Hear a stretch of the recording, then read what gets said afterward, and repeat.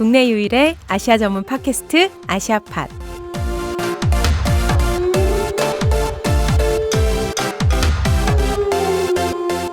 안녕하세요. 참여연대 국제연대위원회 신미지 간사입니다. 오늘도 김형종 연세대학교 국제관계학과 교수님 나와주셨는데요. 선생님 안녕하세요. 네, 선생님 안녕하세요. 네, 잘 지내셨어요? 네, 잘 지내고 있습니다. 네. 선생님 제가 최근에 첫 여행지를 해외 여행지를 묻는 질문을 들었어요. 근데 코로나 상황이 끝나면 어디를 가고 싶냐 이제 그런 거 아니에요? 모르겠어요. 뭔 얘기를 하다가 너 어디로 해외 여행 처음 어디 가봤어? 이렇게 물어본 그 거예요. 과거? 예. 네, 그래서 저는 아프리카를 갔었거든요. 첫 여행으로. 그래서 케냐랑 탄자니아, 말라위 이렇게 한 5개 국가를 한 50일 정도 갔다 왔었는데 그 얘기를 하면서 선생님 첫 여행지가 도대체 어디셨을까 그런 저는 궁금함이 해외는 생기더라고요. 베트남이었습니다. 아, 그래요, 선생님? 베트남. 네. 몇 년도에 갔다 오셨어요? 네, 97년도였고요. 네. 군에서 제대를 하고 맞다. 선생님 옛날에 얘기해 주셨던 것 같아요. 네, 갔습니다. 그래서 첫 느낌은 어떠셨어요?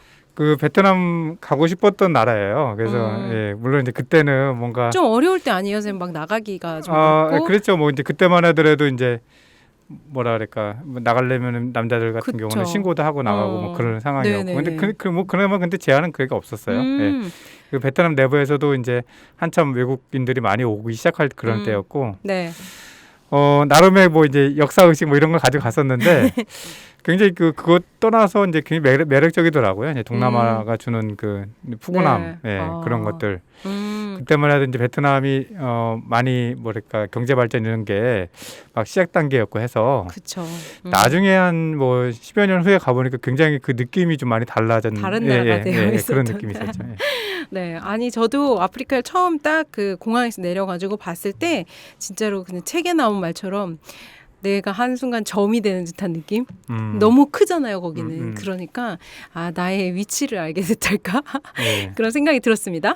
오늘 이런 얘기를 왜 했냐면요. 오늘은 몇 년 전에 그 꽃보다 청춘이라는 예능 프로그램 아세요, 선생님? 예, 봤던 것 같아요. 그러니까 네. 즐겨봤던 건 아닌데. 거기에서 이제 소개가 되면서 많이 유명해진 라오스라는 나라를 알아보려고 합니다. 오늘 라오스를 소개해 주실 분은 한국외국어대학교 베트남 인도네시아 학부 이요한 교수님 모셨습니다.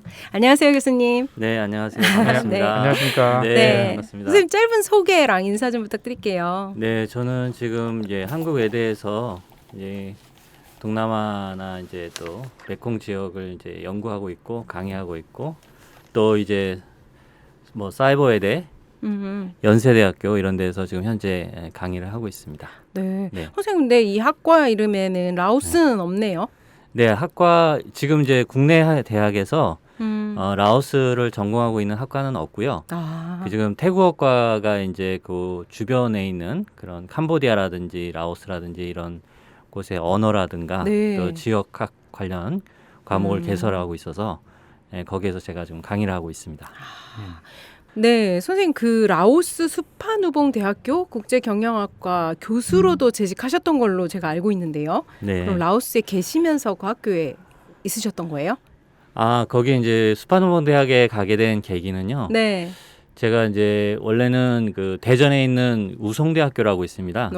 거기에 이제 경영학과 교수로 재직을 하고 있었는데 당시에 이제 개발협력 프로젝트라고 하죠. ODA 프로젝트로 이제 라오스 국립대학 설립하는 그런 프로그램이 있었어요. 네. 그래서 이제 제가 그 일원으로 참여를 하게 되었고 그게 이제 제 기억으로는 2005년부터 2007년까지 이제 3년 동안의 프로젝트였는데 제가 이제 참여한 후에 이제 2007년에 이제 종료를 다 하게 됐습니다. 프로젝트로는. 네. 근데 이제 제가 그 과정에서 연수나 이런 걸 좀 맡았는데 그 당시에 그래서 이제 라오스도 이제 사실은 그게 처음이었는데 그때는 제가 라오스에 처음 이제 갔다 오기도 하고 또 라오스 교수들하고 이제 여러 네트워크도 좀 생기고 하면서 좀 지금 라오스에 가서 한번 제가 좀 상주를 해보는 것도 괜찮겠다. 그래서 좀 그런 연구도 좀 해보고 또 뭔가 제가 기여할 수 있는 부분 이런 것들이 있었으면 좋겠다라는 그런 마음을 가지고 우송대를 제가 이제 사직을 하고 그리고 이제 가족들과 전부 다 함께 2007년에 그렇게 이제 이주를 하게 됐죠.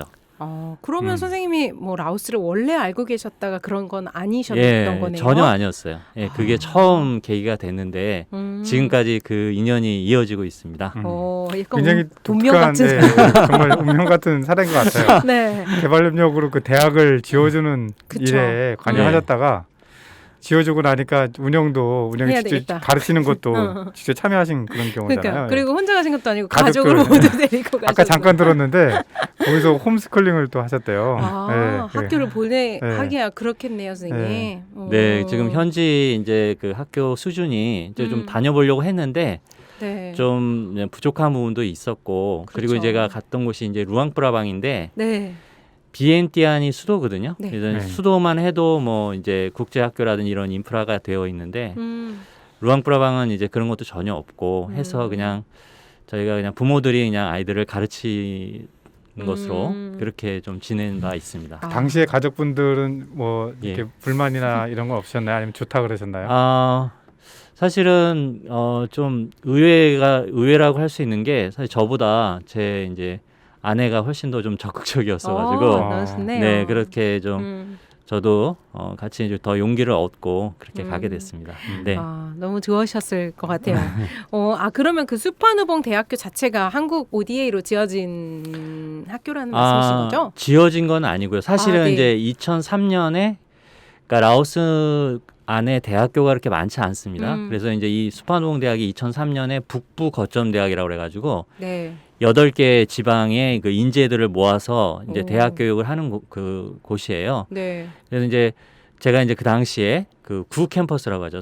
그 구 캠퍼스를 이제 방문을 했는데 너무 조그만 거예요. 그냥 대학교인데. 예, 대학교인데 우리나라 고등학교 정도의 그런 규모도 잘 안 되는 그리고 여러 시설 같은 것도 굉장히 미비한 상황이었는데 이제 한국의 이제 유상 차관 이제 EDCF라고 하는 그 프로젝트를 통해서 이제 신캠퍼스로 이동을 하게 됩니다. 그래서 지금도 있지만은 지금 한국 기준으로 하면 한 36만 평 정도 되는 그 부지에 약 한 200억 이상의 그 펀드가 이제 제공이 돼가지고 가서 이제 뭐 건물만 지어준 게 아니라 그 안에 이제 기자재도 다 넣어주고 그 다음에 이제 교과서도 만들어주고 그 다음에 교원들은 이제 연수도 시켜주고 하는 나름 굉장히 큰 그 유무상 원조가 결합된 건가요?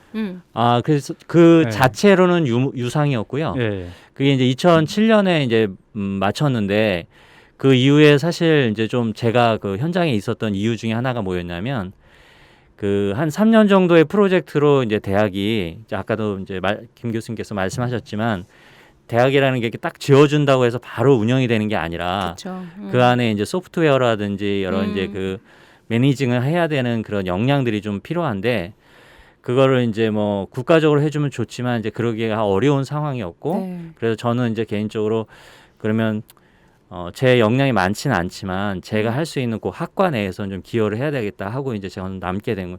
유일하게 이제 저만 남게 되고 나머지 분들은 다 돌아가셨고요. 이제 그 다음에 2014년에 코이카가 좀 그런 더 인식들을 좀 하게 됐어요. 그래서 이걸 좀 이제 무상으로 뭔가 좀 한국이 유상으로 지어줬는데 좀 더 보완해야 될 부분이 좀 많이 있잖아요. 그래서 이제 그런 부분을 하는 것으로 또 한 3년 정도 진행을 했고 거기에도 이제 그때도 저도 좀 일부러 좀 참여하고 예 그런 기억이 있습니다. 그러면 처음에는 유상 원조로 시작했지만 이제 이후에는 무상 원조까지 같이 네네. 했던 사업이라고 생각하면 되겠네요, 네, 선생님. 그렇습니다. 그러면 언제부터 언제까지 사신 거예요? 그럼 2007년부터 2014년까지 정도 7년 네. 정도 사신 거죠. 네네. 이 시간 동안에 혹시 이 에피소드를 소개해주면 라오스라는 나라를 설명할 수 있는 에피소드다. 그런 거 혹시 있으세요? 글쎄요. 저도 이제 그 질문을 미리 좀 받아봤는데 네. 뭐 딱 답하기가 이렇게 쉽지는 않은데요. 네.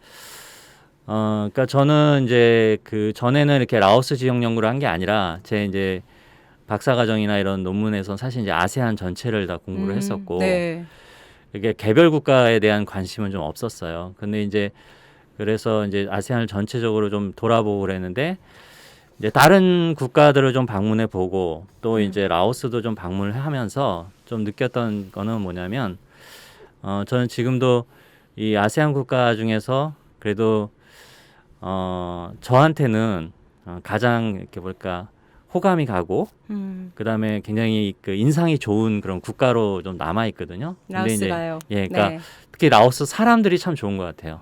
예, 그래서 라오스 사람들이 그냥 한마디로 요약하면 굉장히 착한 그런 인성을 갖고 있는 그런 사람들이기 때문에, 네.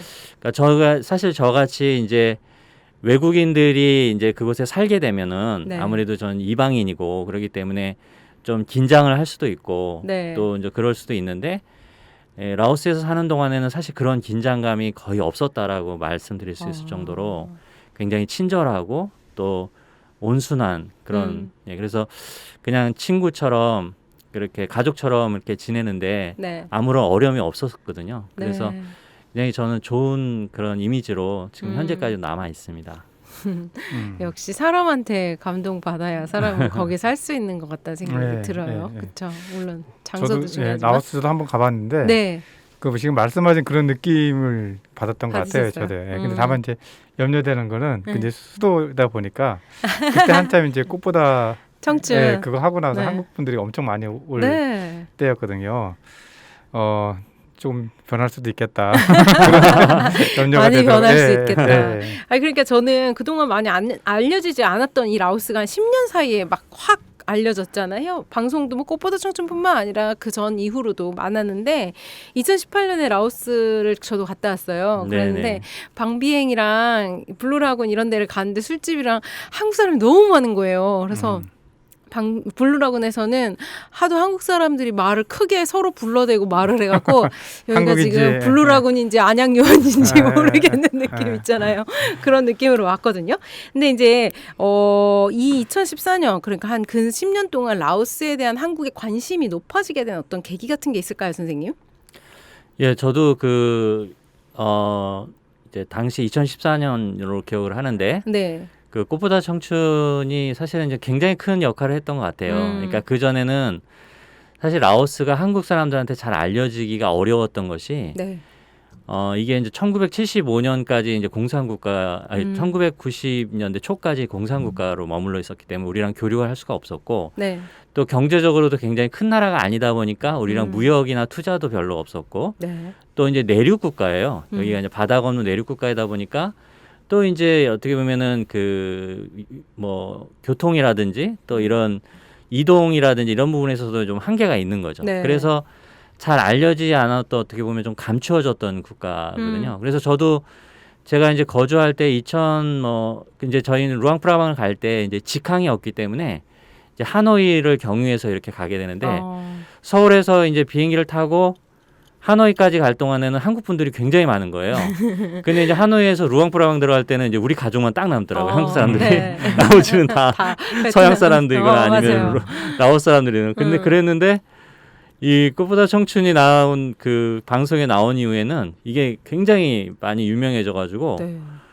한국 분들이 지금 이제 말씀하신 대로 아주 굉장히 많죠. 그래서 제가 알기로는 이제 코로나19 이 발생하기 전에 2019년 통계를 보면은 그 라오스 통계에서 외국인 관광객이 어디가 제일 많이 오나 하는데 그 1등이 중국이고, 네. 그다음에 뭐 2등이 태국이고, 네. 3등이 베트남인데고, 4등이 이제 한국이에요. 한국이에요. 근데 이제 여기서 우리가 알아야 될 거는 중국이라든가 태국이라든가 베트남은 라오스하고 국경을 맞대고 있기 네. 때문에 많은 사람들이 육로로 왔다 갔다 할 수 있어요. 가까운 나라예요, 말 그대로.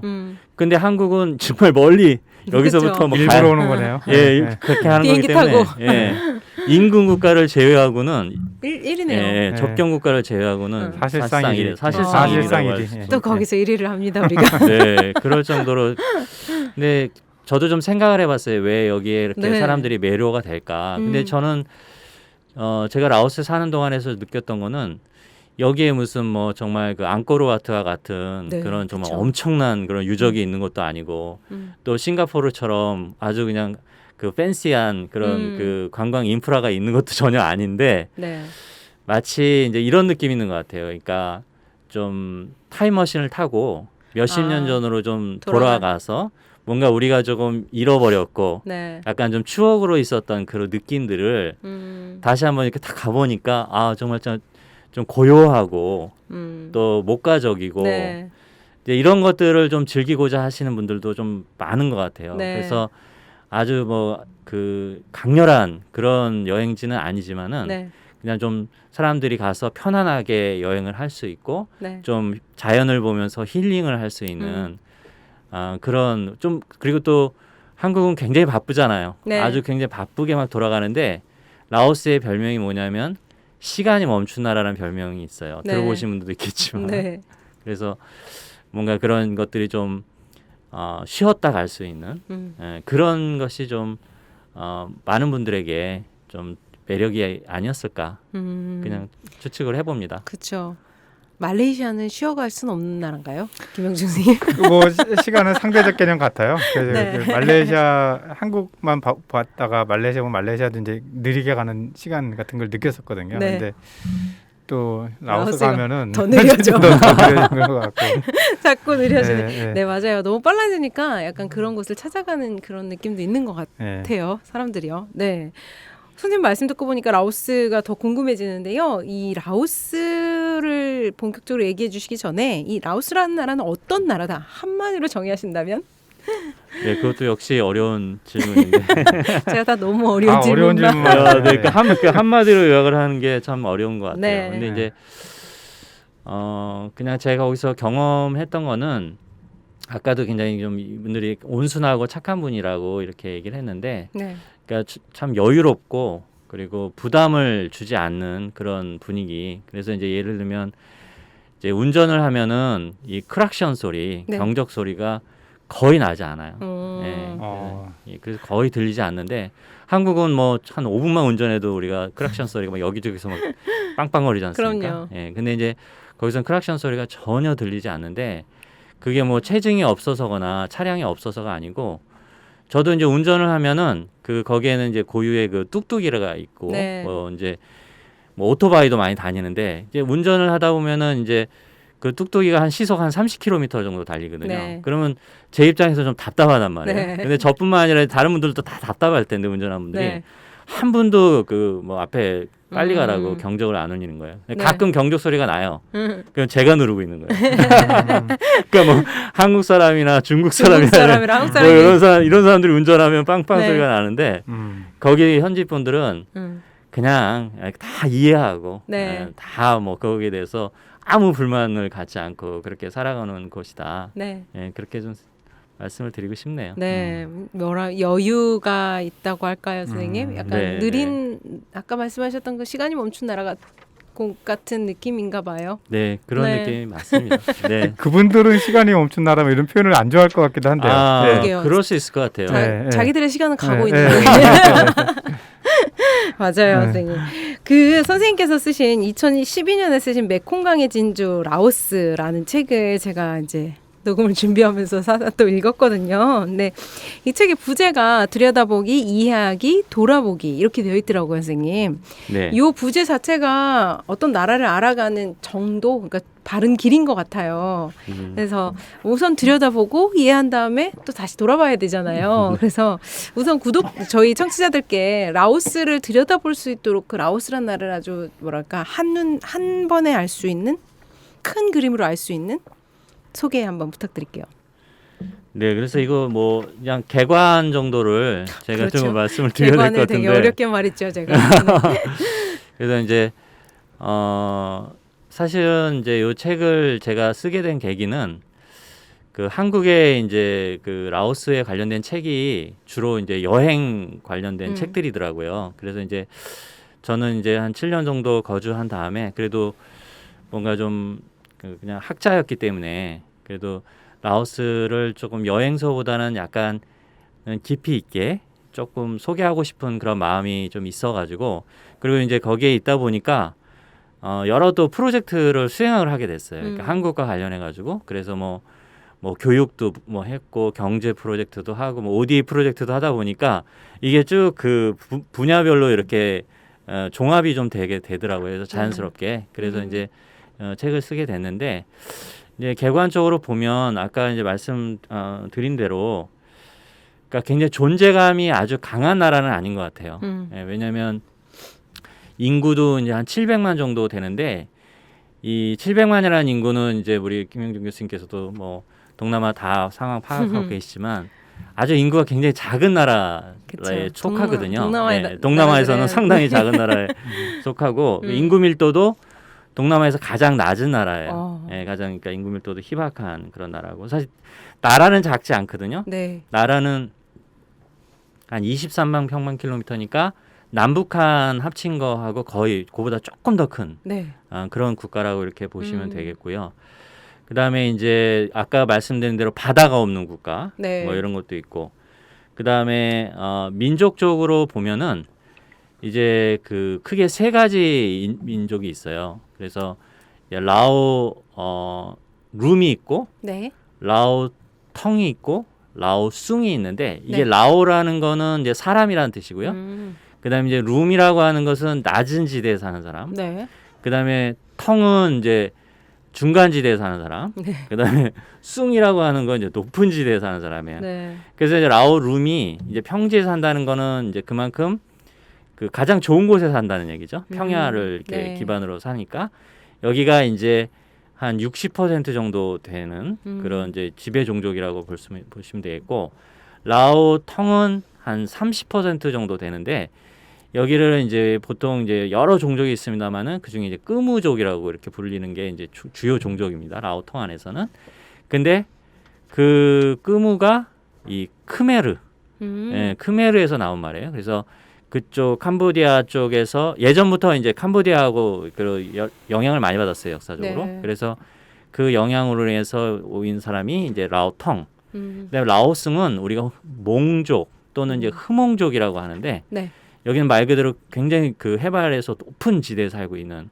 그래서 소수민족들이 아주 여전히 그 문화나 그 색채나 언어나 의상이나 이런 것들을 고유의 것을 그대로 지켜나가면서 살아가는 그런 사람들이 많은 곳이 또 라오스라고 말씀을 드릴 수가 있겠습니다. 그럼 세 개의 종족이라고 했지만 사실은 그 안에는 소수민족들이 다 네, 그렇습니다. 많이 들어가 있는 예, 거죠? 그래서 사실 이제 이 부분은 구분하기 좋게 제가 세 개를 말씀을 드렸고 국가에서 공식적으로 인정한 종족만 해도 49개의 종족이 있어요. 네. 네, 그러니까 그 안에 세부 종족은 더 훨씬 다양하다고 보시면 되겠습니다. 네. 네.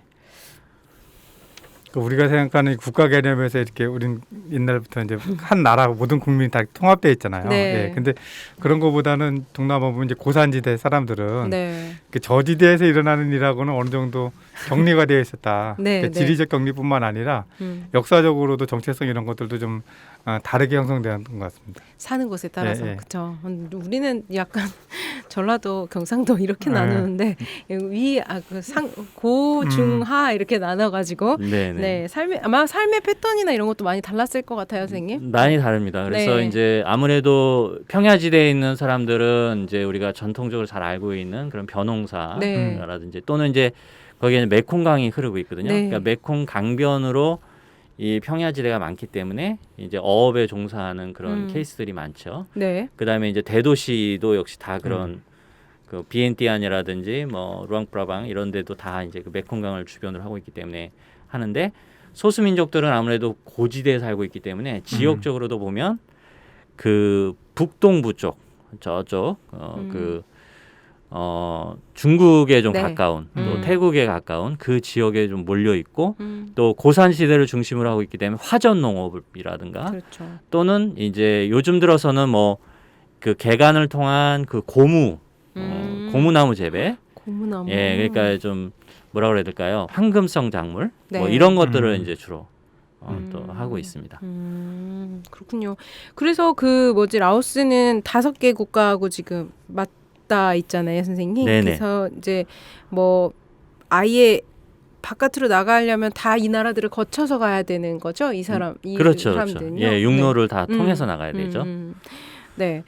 선생님 책에서 그 라오스에 대해서 설명을 또 해주신 거가 좀 재밌는 게 보펜 양이랑 짱노이 문화로 설명을 해주셨어요. 네. 근데 이게 뭔지 저희 청취자들께도 한번 살짝 소개해 주시면 네. 재밌을 것 같습니다. 네. 뽀뺀양이라는 거는 이제 그 영어로 표현하면 no problem이 되겠고 네. 한국어로 말하면 이제 괜찮아라는 네. 그런 뜻이 되겠는데 이게 이제 그 조금 그 관점의 차이인 것 같아요. 그러니까 아까 제가 뭔가 이렇게 좀 다른 사람들에 대해서 좀 여유가 있고 용납하고 좀 너그러운 그런 그 국민성을 가지고 있다고 말씀을 드렸는데 이제 그런 마음을 갖고 있다 보니까 자기들도 다른 사람들한테 그런 기대를 하는 것 같아요. 그냥 어느 정도는 그냥 용납을 이해좀. 받고 이제 그런 거죠. 네. 그런 용납도 받고 용서도 받고 네. 크게 문제가 되지 않는다라는 거죠. 근데 네. 이제 이게 특히 이제 한국 분들하고 이렇게 할 때 조금 문화적인 충돌이 생길 수 있는 게 뭐냐면은 제가 예를 하나 드리면은 이제 거기 그 스파농 대학의 한 자원봉사자가 이제 왔었는데 네. 이분이 이제 9시 정도에 오전 9시 정도에 만나기로 약속을 했어요. 저기 라오스 교수하고. 근데 이제 9시가 돼서 이제 당연히 나올 줄 알았던 교수가 안 나오는 거예요. 네. 그래가지고 이게 막 10분을 기다리고 30분을 기다렸는데 안 나오니까 한 9시 50분 이렇게 돼가지고 전화를 하니까 그때야 이제 부랴부랴 해서 나왔어요. 네. 그래 나왔는데 이제 우리가 기대하는 건 그렇게 되면은 미안하다고. 그렇죠. 근데 노 프로블럼 이런 거. 네. 쏘리 이래야 되는데 네. 거기 오는 이제 컷톳인데 응. 컷톳이라고 안 하고 못 빼냐 이러는 거예요. 어. 못 빼냐. 그러면은 괜찮다는 거잖아요. 그러면은 이제 우리가 생각할 네. 때는 그거는 내가 해야 내가 될 소리지. 맞아요. 네. 그거는 내가 해야지. 맞아요. 저쪽에서 뽑혔냐 네. 그러면 자기가. 잘못한 사람이 자기가 스스로 지금 네. 면죄부를 주는 거 아니에요. 네. 그러니까 이제 좀 많이 열을 이제 받았어요. 네. 그래가지고 이제 저한테 와서 하소연을 하길래 이제 그런 문화가 좀 있다. 근데 결국은 이제 그분은 이제 얼마 못 견디고 이제 가셨는데 이제 좀 많이 안 맞았겠죠. 네. 그러니까 우리가 볼 때는 이런 괘씸하다 이렇게 볼 수도 있지만은 또 한편으로 보면은 그들도 사실은 이제 다른 사람들 다 이제 불교 국가지 않습니까? 네. 그러다 보니까 그냥 포용하고 용납하고 용서하는 게 그냥 이렇게 좀 몸에 배어 있다고 좀 보여져요. 그래서 내가 다른 사람들한테도 그냥 그렇게 받아들여지는 것도 당연한 것이다. 라고 좀 이제 말씀을 드린 거고. 전 불교 국가 말씀하셨는데 네. 말레이시아는 이슬람 국가인데 거기도 똑같아요. 그랬어요. 그래서 네, 거기서 많이 들었던 말이 네버마인이거든요. 근데 네버마인이 자기가 뭘 잘못을 했는데 나한테 네버마인이에요. 아이도 마인. 난 안 괜찮아 얘기를 하고 싶은데. 근데 보면은 말씀하셨던 건 있는 것 같아요. 그러니까 서로 그렇게 다 그런 마인드로 가면은 네. 사실은 자기가 피곤해질 일이 많이 줄어드는 것 같아요. 그렇긴 하죠. 우리는 이제 깍듯한 걸 요구하는 대신에 나도 깍듯해져야 되잖아요. 그쵸. 예. 네. 맞아요. 근데 거기서는 그런 용서의 폭이 서로 이렇게 넓다 보니까 삶의 그 질이라든가 이런 것들은 또 역으로 발상을 한다면은 네. 또 그것도 괜찮은 방법 같다는 생각이 들긴 하는데. 맞습니다. 제가 되게 존경하셨던 이제 옛날 운동 선배신데 지금 네. 돌아가셨는데 그 선생님이 이제 동남아에서 이렇게 오래 아는 동남아를 많이 배워야 된다 이런 말씀을 하셨어요. 근데 선생님이 그러는 거예요. 동남아 사람들이 다 약간 천천히 하잖아요. 네. 게으른 게 아니라는 거예요. 우리처럼 돌아다니면 죽는다고 거기서 너무 아, 더워서. 그런 말도 있어요. 선생님 그러시더라고요. 예, 그래서 예. 가면 천천히 다녀야 된다. 그런 근데 말도 그 말도 있어요. 맞는 것 같다는 생각이 네. 들긴 들더라고요. 저도 이제 제가 처음 2006년에 라오스를 가가지고 이제 오후 한 2시쯤 되는 것 같아요. 네. 그래서 이제 저하고 이제 가족은 이제 처음 왔으니까 좀 구경도 하고 싶어가지고 돌아다니는데 길거리 사람 한 명도 없는 거예요. 네. 아, 오후 2시. 네. 그래가지고 야, 왜 이렇게 사람이 없냐. 낮잠 시간에. 그래가지고 이제 이렇게 갔더니 이렇게 지나가면 집에 저 구석에 깜깜한 곳에 눈동자만 이렇게 보이는 거예요, 사람들이. 그런데 이제 그 이유가 너무 이제 잘 아신 것처럼 낮에는 너무 더워서 그때 돌아다니는 거는 이제 미련한 거죠. 그렇죠. 네, 그리고 바보 이제 같은 짓이죠. 어느 정도 이제 더위가 이제 사라진 뭐 4시나 5시 이렇게 열기가 좀 사라지면 그때부터는 이제 북적북적 이제 네. 그런 어떤 경험도 있습니다. 저도 갔을 때 되게 덥더라고요. 그래서 네, 한 맞아요. 40도까지 올라간다고 네, 하더라고요. 네, 그래서 네. 그렇구나 했었습니다.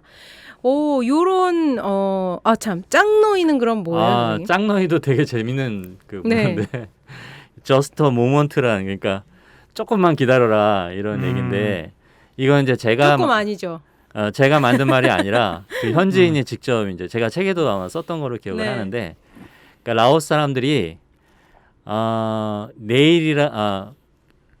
오늘이라고 하면 음. 내일이고 아하.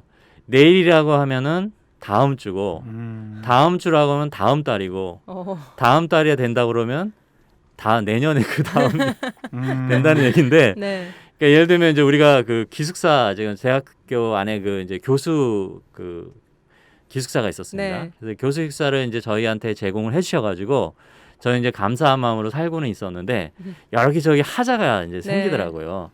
그 이제 하자가 생기니까 이제 좀 그 시설 관리를 담당하는 그 교수에게 또는 이제 직원에게 이걸 좀 부탁을 하면은 이따 오후에 오겠다 이렇게 하면은 이제 저희는 믿죠. 그리고 오후에 와서 이제 처리를 해준다고. 근데 오후에 전혀 안 오질 와. 않아요. 그래서 이제 막 하면 그 다음 날 뭐 그 다음 날에서 겨우 와서 그러면 이제 그러면 다음 주에 고쳐주겠다 이렇게 얘기를 하는 거죠. 그러면 이제 우리는 다음 주에 고쳐주겠거니 하는데 그게 뭐 그냥 한 달 두 달 그냥 가고 네. 네, 그런 식으로 그러니까 뭔가 우리랑 이렇게 그 템포가 좀 다른 안 맞는 것 같아요. 맞아요. 전 그럴 수 들었던 있겠네요. 재밌는 일화 중에 네. 그 외국 사람이 이제 라오스에 가서 출장을 갔었는데 공항에 도착했는데 비행기가 이미 떠났다는 거예요. 자기 늦은 시간이 아닌데 네. 예상 시간보다 먼저 떠났다는 거죠. 왜요? 모르겠어요. 이게 지금 라오스의 시간관념을 우리랑 이해하는 게 좀 굉장히 다를 수 있겠네요. 다를 수 있는 거 아니에요. 뭐 다 탔으니까 한 명 정도 놓고 간 거 아니야? 네. 아니 빨리 가져가는 분이 있던가. 그 교수님 말씀하시니까 저도 하나 생각이 났는데 책에 썼던 게 맞아요. 그러니까 이게 다 느린 건 아닌 것 같은 게 예를 들어서 뭐 그 저희한테 뭐 전기세라든가 뭐 이런 수도세 이런 거 받으러 볼 때 보면 굉장히 빨리 와서 받아. 돈을 받아가시는 거 되게 빨리 받아가더라고요. 돈은 또 다르네요. 그 라오스 분들을 띄엄띄엄 오면 안 되는 거예요.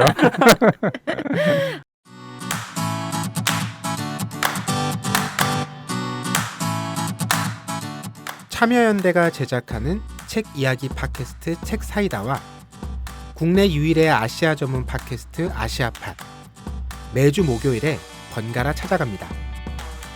정부 지원금 없이 회원의 회비로 운영되는 참여연대입니다. 청취자 여러분, 참여연대의 회원이 되어주세요. 포털 사이트에서 참여연대를 검색하시거나 참여연대로 전화 주시면 됩니다. 전화번호는 02-723-4251 02-723-4251입니다. 이렇게 재밌는 라오스 또 동남아시아에 또 많은 나라들처럼 역사가 또 요구할 것 같은데요. 그 또 옛날 이야기는 또 너무 길어지면 안 되니까 고대사는 짧고 현대사를 좀 프랑스 식민지였잖아요. 네네. 전으로 해서 조금 자세히 얘기해 주시면 좋을 것 같아요, 선생님. 네. 그러니까 이제 동남아 국가들이 많은 국가들이 이제 유구하지만 네. 사실은 이제 라오스는 한 700년 정도 역사가 그러니까 우리 조선 시대 그 정도부터라고 역사가 시작됐다고 보시면 되겠고요. 네.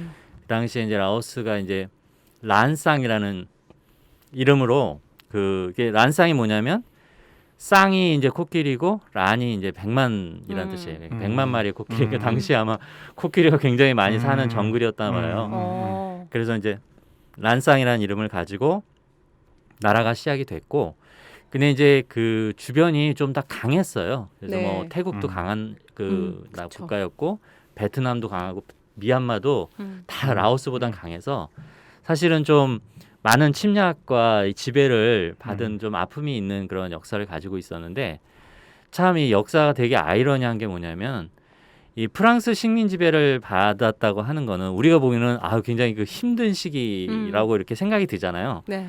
근데 오히려 프랑스 식민 지배 때문에 라오스라는 나라가 생겼다, 탄생했다 이렇게 보셔도 되는 게, 사실은 그 전에는 이 시암이라고 하는 그 나라의 네. 하나의 그 지방이었어요. 그래서 그냥 속국으로 이렇게 남아 있었던 거죠. 프로빈스로 이렇게 남아 있었거든요. 네. 근데 이제 뭐 김 교수님께서는 뭐 더 잘 아시겠지만은 이 역사 속에서 이제 프랑스가 이제 그 식민 통치를 이제 동남아에서 시작을 하고, 그다음에 영국이 또 식민 통치를 시작하는 과정에서 요게 다 태국에서 만나게 됩니다. 그러면서 이제 태국이 자기들이 독립을 지키기 위해서 그 중요한 노른자이와 같은 그 중심부는 남겨놓고 일부는 영국에게 할양을 하고, 떼줬군요. 그 미얀마 쪽은 이제 영국에게 떼주고, 그다음에 이 메콩강 동부에 해당되는 부분을 이제 프랑스에. 프랑스에게 떼준 거예요. 그러면서 이제 라오스가 이 시암 제국에서 떨어져 나가게 된 거죠. 자, 그러고 나서 이제 프랑스가 이제 그 2차 세계대전 이후에 돌아가게 되는데 그 이후에 이 시암은 당연히 여기를 받으려고 했는데 그렇죠. 라오스는 아니다. 우리는 원래 우리는 별도의 우리는 주권을 갖고 있는 국가다. 그 란쌍이라고 하는 우리는 정통성을 갖고 있는 국가다. 해가지고 이제 시암으로 다시 돌아가지 않고 이제 스스로 그 독립국가를 만들었다. 예, 이렇게 말씀드릴 수가 있겠고. 네. 그다음에 이제 독립을 한 이후에 이제 내전이 좀 있었습니다. 네. 그래서 이제 그 왕정이 시작이 됐는데 독립 이후에 그 왕정을 중심으로 하지만 또 이제 그 반군이 이 공산주의를 이제 주장하는 그 라오 그 이사라라고 파텔 라오라고 하는 네. 이 파텔 라오가 이 호찌민 그 이제 베트남 공산 정부하고 상당히 가까운 그런 하나의 그룹이었어요. 그래서 이제 내전이 좀 있다가 결국은 이제 1975년 12월에 이제 이 파텔 라오가 승리하면서 지금은 이제 현재까지 네. 공산국가로 이제 남게 됐습니다. 현재까지 그러니까 정치 체제는 공산주의 국가지만 약간 경제는 자본주의 경제로 간 거라고 네, 그렇습니다. 설명을 네, 할수 그러니까 있는 이제 거죠? 그 공산주의를 한 지 얼마 안 돼서 네. 이제 그 탈냉전이 시작이 됐죠. 네, 그러면서 이제 라오스가 이 체제는 여전히 공산당을 유지하지만 정권을 잡고 있지만 예, 그러니까 시장 경제를 이제 받아들이면서 또 그 개혁 개방을 했죠. 네. 그래서 이런 어떤 뭐 우리가 가보셔서 알겠지만 우리가 뭐 이렇게 가서 어떤 것들은 다 아무 느낌이 없이 어떤 이질감이 네, 없이 맞아요. 우리가 살아갈 수 있을 정도의 그런 경제 시스템을 가지고 있습니다. 맞아요. 그래서 저는 좀 찾아봤는데 이번에 하면서는 봤더니 제일 조금 특이했던 게 헌법을 되게 늦게 정했더라고요. 그죠, 선생님? 네네. 90년대? 1991년에 헌법을 제정했죠. 원래는 나라를 막 세우면 무조건 헌법부터 만들잖아요. 근데 나라 독립하고 나라 세우고 나서도 20년? 16년. 네. 네. 그 뒤에 세운 거예요. 근데 어떻게 선생님 그게 괜찮았었어요? 네, 그래서 저도 그게 과정에서? 라오스니까 가능하잖아요. 타임루프. 네, 타임루프. 한국은 이제 1945년에 이제 독립하고 48년에 이제 네, 막 만들잖아요. 예, 하잖아요. 네. 근데 거기는 16 그러니까 그냥 뽀빼냐인 거죠. 앞에서 말씀드린 것처럼. 그래서 좀 그런 것들이 없어도 특이하구나라고 예, 생각했어요. 예. 네. 재밌더라고요. 그런 부분들도 뭐 굳이 없어도 살긴 사는구나 이런 생각이 들기도 했고요. 네, 그래서 그 과정에 선생님은 무슨 비밀 전쟁이라는 게 또 있더라고요. 네네. 그것도 살짝 설명해 주시면 좋을 것 같아요. 네, 그 시크릿 워라고 하죠. 그 시크릿 워는 원래 그 북베트남하고 이제 남베트남하고 이제 전쟁을 하는 시절에 네, 베트남 전쟁 때요. 그렇죠. 예, 베트남 전쟁이라고 우리가 하죠. 네, 그 베트남 전쟁을 하던 시절에 그 미국 같은 경우에는 이제 군사력을 굉장히 우위에 있었단 말이죠. 네. 그래서 이제 공군이라든지 해군 이런 쪽으로 이제 장악을 하고 있었으니까 예, 이제 북베트남 네, 이 북베트남이 할 수 있는 건 뭐였냐면 이 육로를 통해서 뭔가 이제 그 베트남이 길지 않습니까? 네. 네, 육로를 통해서 이제 그 남베트남의 그 전열을 좀 흐트러뜨리는 그 역할을 하기 위해서 이 북베트남에서 남베트남으로 넘어올 때 이 라오스 국경을 넘어가지고 이렇게 공격을 네. 했어요. 근데 이제 이게 가능했던 이유가 뭐냐면 아까 말씀드린 이제 파텔 라오가 이게 이제 내전을 할 당시였는데 네. 그 당시에 이제 라오스 지도를 반으로 딱 잘라서 메콩강 지역인 서쪽은 왕정이 좀 우세했고 네. 그다음에 이제 산악 지역이었던 안남산맥 쪽으로는 이 파텔 라오가 점령을 하고 있었어요. 그러니까 이제 이 그 우호적인 그 호치민의 우호적인 그 세력이 이쪽을 장악을 하고 있다 보니까 베트남군이 이제 은밀하게 이 지역을 지나가도록 허용을 해준 거죠. 그죠? 같은 편이라고 보고. 네. 그랬는데 이제 그 미국이 이 사실을 알았기 때문에 네. 이제 이 호치민 루트를 공략을 하기 위해서 여기에 엄청난 폭격을. 폭격을 가하게 되는 거죠. 네. 예, 그래서 이제 보니까 제가 이 통계를 어디서 제가 봤는데 네. 무려 8분에 한 번씩 폭격을 했고 진짜 그 많네. 라오스에 그다음에 50만 회를 폭격을 했다고 해요. 네. 예, 그래서 전 지구상에서 어떻게 보면은 면적당 그 폭격이 그 사- 밀집도가 굉장히 높았는데 세계 최고의 아. 수치를 기록할 정도로 네. 그러니까 이제 이게 보이지 않는 곳이다 보니까 그냥 무작위로 다 음. 폭격을 했던 것 같아요. 음. 예, 그래서 이제 그때 사실 사람들도 좀 많이 죽었고 네. 또 그런 불발탄 이런 네. 것들도 좀 남아 있어서 나중에도 되고 피해가 현재까지 되고. 네. 또 그게 문제가 되고 있죠. 네. 네, 그게 되게 큰 사회 문제라고. 맞아요. 네. 미국이 이제 베트남 전쟁에 쏟아부은 폭탄이 2차 대전 그 총량보다 훨씬 많다 그랬거든요. 네. 근데 지금 말씀하셨지 그거의 상당 부분은 베트남 그것도 있지만은 그 국경지대 그 네. 라오스에 굉장히 많이 집중이 돼 있어 인적 국가 피해도 굉장히 컸던 걸로 그렇게 알려져 있습니다. 네.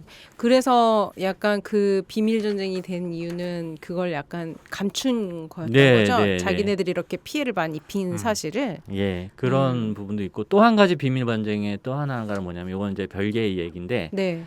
제가 아까 이제 말씀드린 그 라오숭이라고 하는 여기가 이제 몽족 흠몽족인데 맨 고산지대에 고산지에 사는, 살고 있는. 네. 근데 이 사람들이 이제 그 생존력도 좀 좋고 전투력도 좋은 거예요. 네. 강인한 거예요. 그래서 그 미국의 CIA가 여기를 비밀리에 포섭한 또 거죠. 네. 이제 군사 훈련을 시킵니다. 네, 그래서 네. 무장을 시켜가지고 이제 결국은 그 이제 라오 그 파텔 라오와 전쟁을 벌이도록 자기들이 직접은 못하니까 네. CIA에 훈련시킨 이 소수민족들을 그래서 전쟁을 벌이게 했고 그런데 이제 그 파텔 라오가 승리를 했잖아요. 네. 그러니까 이 몽족들 입장에서는 굉장히 곤란해진 겁니다. 그렇죠. 자기들이 이제 미국의 앞잡이로 어떻게 보면 이제 네.